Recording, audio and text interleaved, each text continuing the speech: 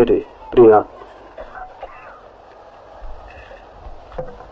थोड़े से सवाल हैं। उन सवालों को छोड़ दूंगा जो मात्र सैद्धांतिक हैं, थियोरेटिकल।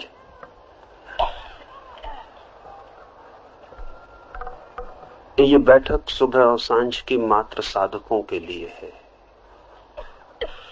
सिद्धांतवादियों के लिए नहीं। सिद्धांतवादियों के लिए 29 तारीख से जो बैठक होगी उसमें वो जो पूछना हो पूछे। यहां तो उनसे ही बात कर रहा हूं जो करना चाहते हैं, और अक्सर ऐसा होता है जो सोचना चाहते हैं वो करने का निर्णय कभी भी नहीं ले पाते। वो सोचते ही सोचते समाप्त हो जाते। बहुत बार 100 में 99 मौके पर सोचना सिर्फ करने से बचने की तरकीब होती है, क्योंकि सोचने में कल तक के लिए टाला जा सकता है। जब तक निर्णय ना हो, जब तक सिद्ध ना हो, जब तक सिद्धांत स्पष्ट ना हो, तब तक हम कुछ करेंगे नहीं। लेकिन एक बड़े मजे की बात है कि ना करना भी एक निर्णय है। एक आदमी कहता है कि जब तक ध्यान में समझ ना लूं तब तक मैं करूंगा नहीं। लेकिन ध्यान नहीं करना है ये समझ लिया है। ध्यान ना करना भी एक डिसीजन है, एक निर्णय। अगर ध्यान व्यर्थ है ऐसा समझ लिया हो और फिर ना कर रहे हो तब तो ठीक है, लेकिन ध्यान ना करने के लिए समझने की कोई जरूरत नहीं, सिर्फ ध्यान करने के लिए समझने की जरूरत आ पड़ती। और जब तक समझ ना ले तब तक करेंगे नहीं। और मैं आपसे कहता हूं कि जीवन में कुछ है जब तक करेंगे नहीं तब तक समझेंगे नहीं। वैसे ही जैसे एक आदमी कहे कि मैं तैरना सीखना चाहता हूं, लेकिन जब तक सीख ना लूं तब तक पानी में उतरूंगा नहीं। तो पहले मुझे तैरना सिखा दें फिर मैं पानी में उतरूंगा। वो ठीक कहता है, जहां तक उसकी समझ है बिल्कुल ठीक कहता है। खतरनाक है पानी में उतरना बिना तैरना सीखे, लेकिन जो उसे सिखाने वाला है उसकी भी मजबूरी है। वो कहता है जब तक पानी में न उतरोगे तब तक मैं तुम्हें सिखाऊंगा कैसे। तैरना सीखना हो तो भी पानी में उतरना पड़ेगा, उसकी भी अपनी मजबूरी है। वो भी ठीक कह रहा है। ध्यान में उतरे बिना ध्यान को समझ ना सकेंगे, और ध्यान के संबंध में जो कुछ भी समझेंगे ध्यान में उतरे बिना वो 2 कौड़ी का है, उसका कोई भी मूल्य नहीं। क्योंकि अगर समझने से ही ध्यान आ गया होता तो आ चुका होता, आपको यहां आने की कोई भी जरूरत न थी। अब इसमें कुछ सिद्धांतवादी रोज प्रश्न लिख के भेज देते हैं।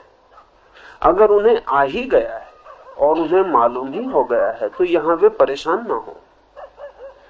यहां तो मैं उनके लिए मेहनत कर रहा हूं जिन्हें अभी नहीं आया है, जिन्हें अभी पता नहीं है। जिन्हें पता है वे प्रसन्न हो अपने ज्ञान में, लेकिन वे भी आते हैं सो जाहिर है कि पता उन्हें भी नहीं, लेकिन सिद्धांत पता हो गया है। और एकांत सिद्धांत पता हो गया हो ऐसा भी नहीं है, बहुत सिद्धांत पता हो गए, और उन सबके कंफ्यूजन में, उन सबकी उलझन में वो परेशान है, लेकिन उसके बाहर एक कदम उठाने का साहस नहीं जुटाते। उन्हीं सिद्धांतों में उलझते रहने की कोशिश करते। साधक की यात्रा बहुत अलग है।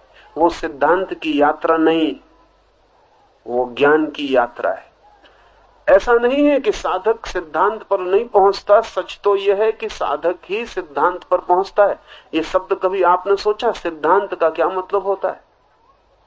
ये अंग्रेजी के प्रिंसिपल से बहुत अलग शब्द है और ये साधकों का खोजा हुआ शब्द है। इसका अर्थ है कि सिद्धि के अंत पर जो उपलब्ध होता है वो सिद्धांत है। साधना जब पूरी होती है तो सिद्धि बनती है, और सिद्धि बनने पर जो उपलब्ध होता है वो सिद्धांत है। द एंड ऑफ रियलाइजेशन सिद्धांत का मतलब है। तो अगर सिद्धांत ही पता है तो व्यर्थ आप परेशान ना हो, नहीं पता है तो पहले सिद्धि को खोजें, फिर सिद्धांत उससे प्रकट होगा। उसके पहले उस संबंध में चर्चा करने का कोई अर्थ नहीं। इसलिए सैद्धांतिक बातें छोड़ देता हूं। साधकों के 2-3-4 सवाल हैं। एक तो एक मित्र ने पूछा है कि सुबह का ध्यान खड़ा होकर करते हैं, रात्रि का ध्यान बैठकर ज्यादा हमें सुविधापूर्ण मालूम होता है, तो बराबर बैठ के कर सकते हैं, आपकी सुविधा ही महत्वपूर्ण है। लेकिन सुविधापूर्ण का मतलब क्या है, कन्वीनियंट का मतलब क्या है? अगर सुविधापूर्ण का मतलब यह हो कि 40 मिनट आराम से बैठे रहते हैं खड़े होने की बजाय, तो सलाह नहीं दूंगा। सुविधापूर्ण का मतलब अगर यह हो कि खड़े होने की बजाय बैठने में आप ज्यादा गहरे ध्यान में जाते हैं, तो जरूर कहूंगा कि बैठ के जाएं। सुविधा का क्या मतलब है? सुविधा का मतलब अगर साधना में गहराई बढ़ती हो तो बैठें, लेटें। लेकिन सुविधा का मतलब अगर विश्राम करना हो कि खड़े होने में तो थोड़ा श्रम हो जाता है, तो ऐसी सुविधा से कम 5 दिन बचें। वैसी सुविधा 24 घंटे है, यहां से घर जाके आराम से सो जाएं। यहां थोड़ा श्रम कर ले। लेकिन अगर ध्यान की गहराई बढ़ती हो बैठ के, तो मजे से बैठे, क्योंकि असली सवाल बैठना और खड़ा होना नहीं, असली सवाल ध्यान की गहराई बढ़नी। किसी को बैठ के बढ़ सकती है तो बराबर बैठे,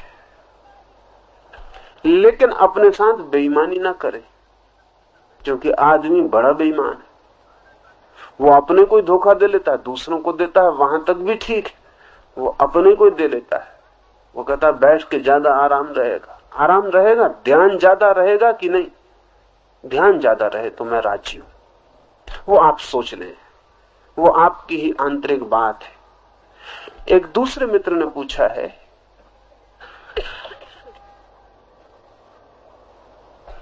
कि रात्रि के प्रयोग में आपकी आंखों पर ध्यान रखें, तो आप यहां वहां चेहरा करते हैं, अलग अलग लोगों को देखते हैं, तो हमें बाधा पड़ती। मैंने आपसे कहा नहीं कि मेरी आंखों पर ध्यान रखें, मैंने कहा मुझ पर ध्यान रखें। मेरी आंखों पर ध्यान नहीं रखना है, मुझ पर ध्यान रखना है। मेरी आंख की फिक्र छोड़ें, आपकी आंख के फोकस में पूरा मैं रहना चाहिए। आंख की चिंता आप ना करें। एक दूसरे मित्र ने पूछा है कि जब रात्रि के ध्यान में हम बैठते हैं तो सिर इतने जोर से घूमने लगता है कि आंख एकटक रखनी मुश्किल हो जाती है। सिर को घूमने दें, आंख झपे ना, और जितनी दूर तक बन सके मुझ पर रखें, लेकिन सिर को घूमने से मत रोकें। शरीर में जो भी क्रिया हो रही है उसे नहीं रोकना है, उसे होने देना है।